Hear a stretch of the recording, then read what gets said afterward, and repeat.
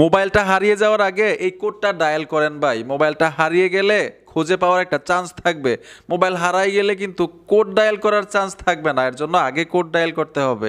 আমি স্ক্রিনে চলে আসলাম। কোড ডায়াল করার জন্য ফোন থেকে ডায়াল পেরে চলে আসবেন। আসার পরে *06#। আমি আবার বলছি *06# কোডটা দিয়ে দিবেন। কোড দেওয়ার সাথে সাথেই আইমি নাম্বারটা চলে আসবে, যে ফোনের 2টা আইমি নাম্বার চলে আসলো।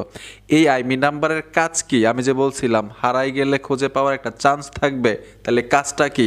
এই আইমি নাম্বার দিয়ে ফোনটা যখন হারিয়ে যাবে আপনি ট্র্যাক করতে পারবেন, খুঁজতে পারবেন। যদি আইমি নাম্বারগুলো না থাকে মোবাইলটা হারাইলেও কিন্তু খোঁজার চান্স থাকবে না। এর জন্য আইএমইআই নাম্বারগুলো খুবই গুরুত্বপূর্ণ। স্ক্রিনশট নিয়ে খাতায় অথবা ডায়েরিতে লিখে রাখতে পারেন। আরেকটা গুরুত্বপূর্ণ বিষয় হচ্ছে, শুধু আইএমইআই নাম্বার নিয়ে গেলেই হবে না।